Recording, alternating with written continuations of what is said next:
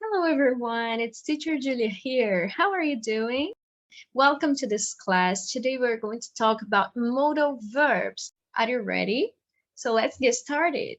Bom, pessoal, então hoje nós vamos falar sobre os verbos modais, modal verbs. Yes? Bom, os modal verbs, eles são utilizados para indicar proibição, obrigação, necessidade, conselho, sugestão, possibilidade, né, probabilidade, e muito mais. Nós vamos conhecer os principais modal verbs na aula de hoje.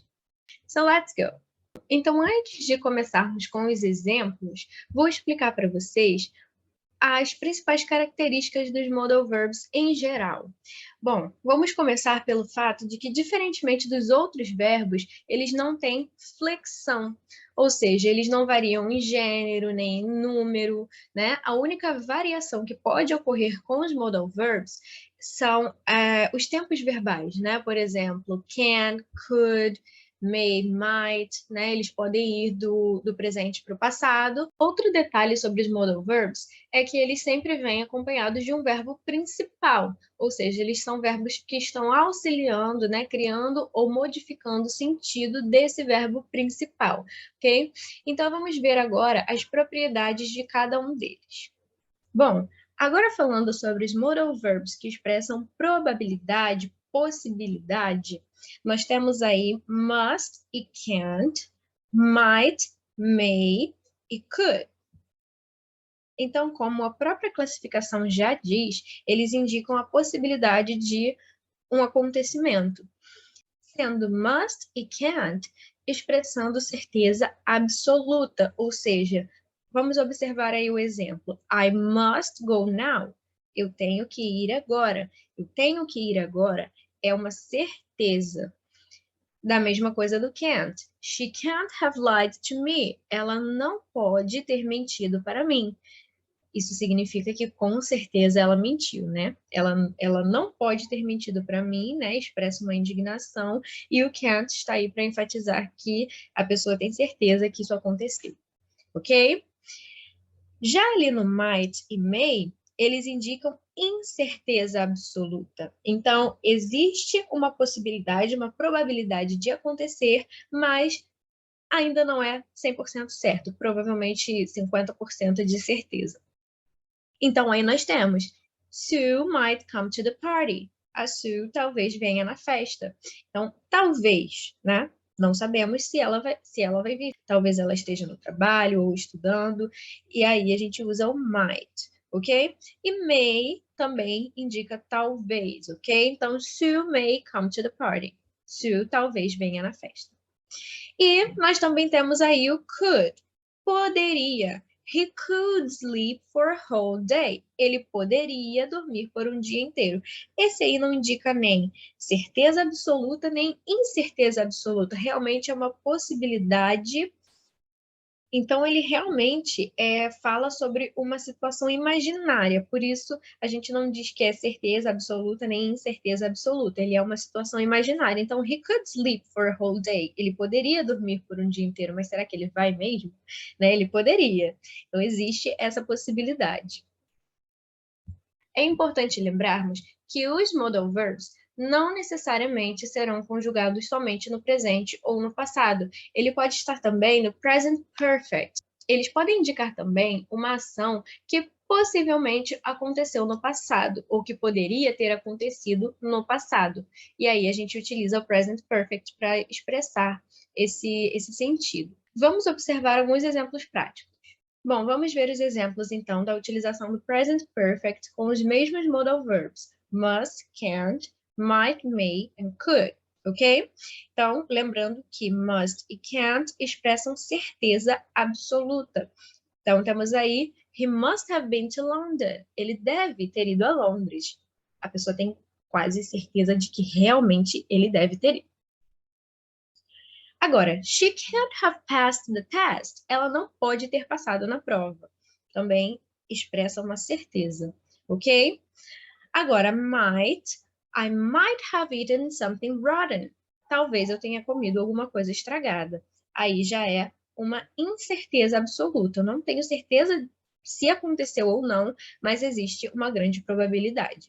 A mesma coisa com may. His car may have broken on the way. O carro dele talvez tenha quebrado no caminho, ok? Então, may have broken.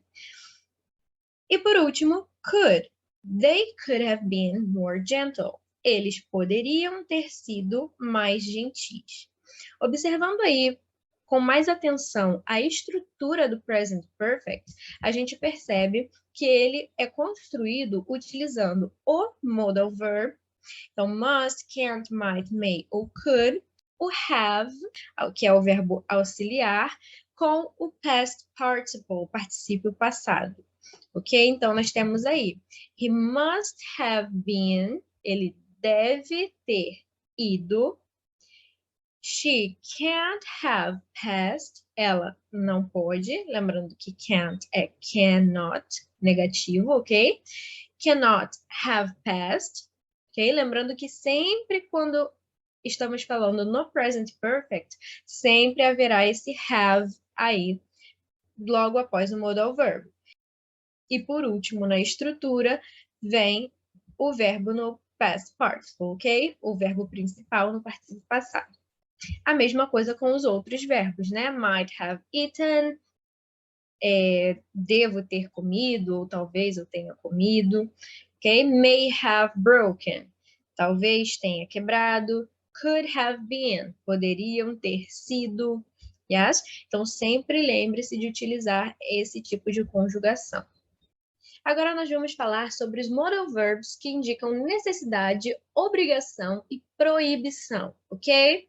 Então agora, os itens da nossa lista são must, mustn't, have to and don't have to. A diferença entre os verbos must e have to é no sentido. A tradução às vezes pode até ser igual, o sentido de ter, né, de ter que fazer ou dever fazer algo, mas, na verdade, o must indica uma obrigação, algo que é necessário, que é obrigatório ser feito. O have to também expressa necessidade, só que com um pouco menos intensidade. A pessoa precisa fazer tal coisa, mas não é obrigada.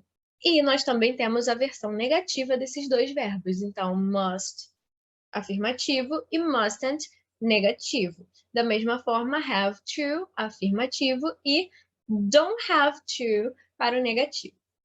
Vamos aos exemplos. Bom, então aqui na tabela nós temos o primeiro exemplo com must. They must follow the rules. Eles devem seguir as regras. Bom, regras são feitas para serem cumpridas, são uma regulamentação. Então, as pessoas que estão sob essas regras são obrigadas a cumpri-las. Já ali no mustn't, não pode, ou seja, proibido. Então, you mustn't smoke in here. Você não pode fumar aqui. E não, isso não é uma escolha. Você não é permitido de fumar no local. Já ali no have to, I had to work last night. Eu precisei trabalhar ontem à noite. Ou seja, I had to, eu precisei. Bom, obviamente, trabalho não é uma opção, né? Você precisa trabalhar, é uma necessidade, né? Não é obrigatório, você pode faltar ao trabalho, né? Óbvio que a gente procura não faltar, a gente procura sempre estar presente, por isso se torna uma necessidade, ok? Só não é tão rígido quanto o must, ok? E já no don't have to, não precisa, não é necessário. Então, we don't have to work today. Não precisamos trabalhar hoje. Um feriado ou uma data comemorativa. We don't have to work today. Yes, today's Christmas. Ou today's New Year's Eve. É Natal, é noite de Ano Novo. We don't have to work today. Ok, now let's move on. Pessoal, agora nós vamos falar sobre conselhos, sugestões, ok? Nós também utilizamos modal verbs para isso. So, to give advices or ask for suggestions, you can use the verbs should and ought to, okay? vocês podem utilizar os verbos should, que indica um conselho, uma sugestão, ou o ought to, ok? Should, deveria, poderia, ok? Ought to também deveria e poderia, só que de uma maneira mais formal, ok? Espero que não tenha ficado nenhuma dúvida sobre os modal verbs e espero ver vocês na próxima aula. Bye, bye!